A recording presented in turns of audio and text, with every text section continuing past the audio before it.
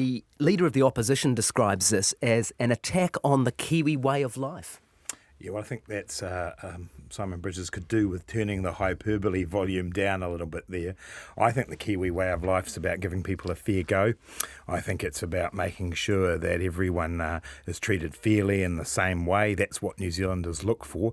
That's why we set the working group up.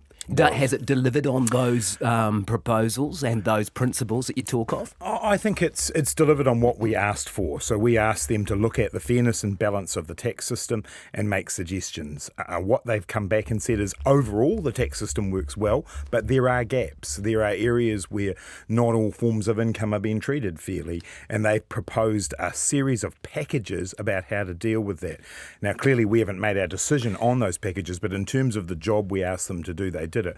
What I'd say to Simon Bridges and to the National Party is let's have a reasoned debate about this, because most other countries in the world have regimes like this, and there are some issues of basic fairness in here that need to be debated. It doesn't mean every proposal in the report will be accepted, and in fact the group itself says you don't need necessarily to do that, but let's actually debate what is a quite mainstream tax proposal compared to the rest of the world. Well, you say mainstream compared to the rest of the world, and you're right that a lot of countries we compare ourselves to do have a capital gains tax. Some of the critics have said that this CGT regime would, at 33%, which many would be paying, is among the more harsh in the world. And it is true to say it's more than double what Labor proposed back in 2011. Yeah, it's really important with proposals like this to think about the entire tax system. So if you look at Australia, which has had a CGT for a long time, it is at a lower rate. Equally, they have a much higher top personal rate of tax. They have stamp duty. So you do need to look at tax across the board. And I did hear Simon Bridges say that this would send people to Australia to pay a capital gains tax. So I think this is the time to be able to say, let's step back and look at the tax system as a whole. And bear in mind, there are packages here. There are income tax cuts in this package, and we'll get to that. Which is interesting that Simon Bridges is saying this attacks the Kiwi way of life. It's actually got more generous tax cuts in it than he proposed recently. We'll get to that, I promise.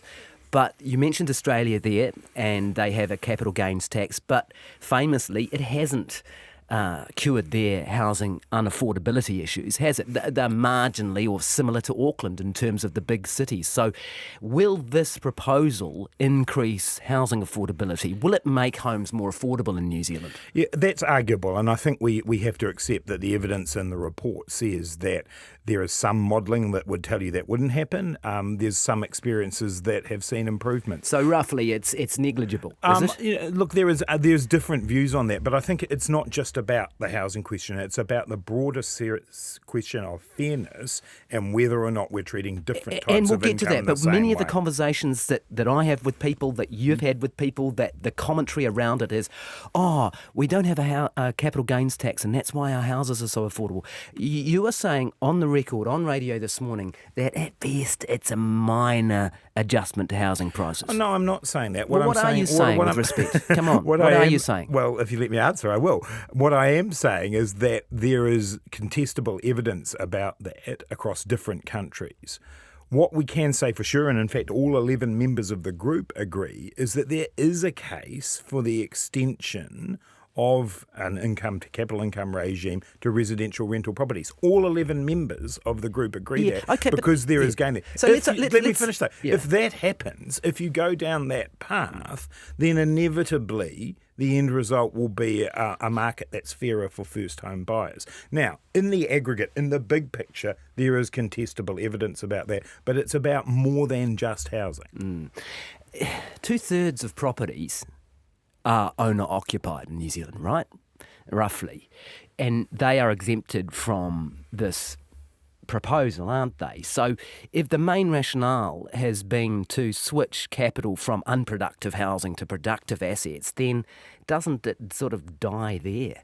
No, not really. And most regimes in the world exclude a family home, and that's because that's part of people's aspiration to have security. We like the idea of there being strong, stable communities in New Zealand, and having a home that's yours, that you live in, is a critical part of that.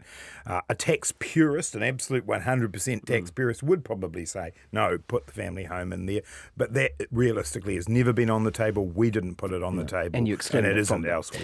KiwiSaver, why would you tax the shares in the KiwiSaver scheme? Again, these are the proposals of the group, so Yeah, let's be well- clear, we haven't adopted them. Why would you? But the reason the group is proposing that is because they are making the point that they want to see income treated the same way wherever you get it from, with the exclusion, obviously, of the family home. So that means whether your income is generated out from shares or whether it's generated out from the sale of a third residential property or from your PAYE, that it should be treated the same way. Are you comfortable with that? What I'm comfortable with is that the group has gone through and come up with a series of packages, and when it comes to KiwiSaver, what they've said there is, if we're going to create that regime where we're treating all income the same, we need to make other changes to the KiwiSaver system. So there would be incentives at the actually, other when you end look too. at it, KiwiSavers will be better off as a result of the packages that have been proposed here. Well, those up to 70,000, right? No, actually the whole lot, because of all of the different changes they've put in place.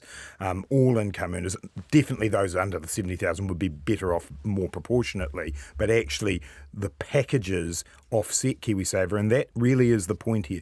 You cannot look at this by saying there's a capital gains tax here. The group have proposed a series of packages which actually would see a lot of taxpayers better off. And bear in mind, in Australia, Guyon, last year with the CGT, only I think 4.7% of taxpayers actually paid anything in terms of capital gains. Okay, let's look at business. This would apply to the sale of a business. Why, if I've started a business, taken that risk, provided jobs, taken on that responsibility, should I have to give you a third of the money when I sell it? Again, this is the group's proposal that all forms of income should be treated the same way. Now, they do offer... But they haven't all been gained in the same way. Yeah, but have they? I mean, I come in and work for wages, but I turn the lights on, the power comes on, it's provided for me. I have the ACC taken care of. You know, I don't... If I fail, I risk humiliation and possibly losing my job. But that's it. I don't have the risk of other people's families. I don't put myself on the line to the same extent. So you can say all income should be treated the same, but it's not all gained in the same way. No, it isn't all gained in the same way. And indeed, the report makes the point that there are ways in which you can offset things. For example, if someone wants to go and sell a business and then reinvest in another one, that doesn't attract the tax. That there's a proposal for some $500,000 area where you can be taxed at a lower rate. So they do make some recognition of the points that you're making. But look, this is a good example of where we've got to take a step back and say, is this adding to the fairness of the tax system? Is it? That's our job. Is it? That's the process we're going through now. How come you don't know by now? You and I have been talking about this for 10 years. Yeah, You've gone to 2 elections with it. You've spent your whole career talking about it. And here we are. You still haven't made up your mind. Well, I'm the Minister of Finance in a coalition government, and every single person in this scenario has views. Every single person in this scenario is on the record about some of those views in the past. But what we've got now are 3 parties that make up our government, that represent the majority of the votes cast in the last election, who now have to decide what to do. And we'll end with politics, but there's a couple of points I want to get to before that. And those were the points made yesterday by Peter Beck of Rocket Lab. Did you see that? I've seen some of those comments, Yeah. but I couldn't say I've read all of them. Well, I'll quote it to you now. There's been a lot. Taxing intellectual property and stock will decimate the already fragile New Zealand startup industry. New Zealand has big problems around creating large, valuable tech companies. This will not help, end quote. Now, this is a guy, he's got $1 billion business. He employs 350 people. He's on your business advisory council, isn't he? Yes. What do you think? Look, we have to listen to people like Peter. There are other entrepreneurs as well who I've seen in comments yesterday who were less negative about it. What I would say is 2 things. The first is, let's remember what the group is proposing here is around taxation, around realisation. So it's prospective. It doesn't affect any investment that's already been made. It's only the value you get from when it comes in. And also, we're talking here about, within the entrepreneurial area, a whole lot of other areas in the tax system where the group actually says we want to make other changes. What's called black hole expenditure, when you're actually investing something that doesn't work. Last point is, this regime that's proposed by the group here also includes the ability for tax losses to be accounted for as well. And that's often been a criticism of these schemes. If you're going to take gains, you also have to accept losses. This scheme that the group proposes actually acknowledges that. You talked about it being seen in a totality, that there are packages, and we said we would talk about personal income tax. So let's touch on that quickly. They're pretty miserly, any tax cuts that are proposed here to offset this stuff, aren't they? $10 a week is roughly what you'd be looking at. It's half an hour on a Lime scooter or fish and chips on a Friday night. Well, you've got to balance that up against what other things might be proposed. Simon Bridges had a bit of a hullabaloo recently about his proposals that would be delivering someone on $40,000 $1 a week. So, I think I heard Michael Cullen say yesterday the group estimates $15 or $16 per week. That is still significant if you're on a low income, and across a year would mean a lot. The point we're making here in terms of setting the group up, it wasn't just about fairness, it was also about balance in the tax system. And so what that would represent, if we were to go ahead with it, would be a rebalancing of the system, but one where we know exactly how it would be paid for and exactly who would be benefiting. We've got a situation in New Zealand now, Guyon, where around 20% of New Zealanders own 80% of the assets. And when you take a look at the proposals that are in here, you see that it is those on the highest incomes, those with the greatest wealth, who would be affected by this. Now, we haven't made our decisions on what we're going to do, but the principles that we've taken into this are that New Zealanders deserve a tax system that gives them a fair go. That's the Kiwi way. Just finally then, politics, as you said earlier in the interview, this is a coalition government. So, does it come down to a lot of things in New Zealand politics where you consider it, you get a working group, you crunch the numbers, we all deliberate, and then we go and ask Winston Peters what's going to happen?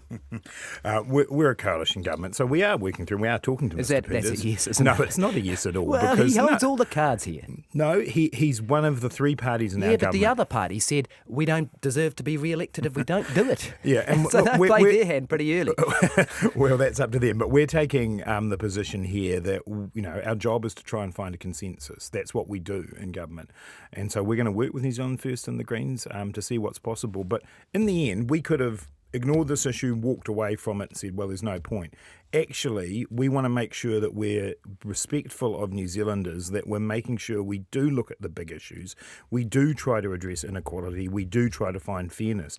That's why this report's been done. We now go through. It's not a straitjacket. We can take bits of it. We don't have to do the whole thing. That's the process we're working through now. Thanks very much.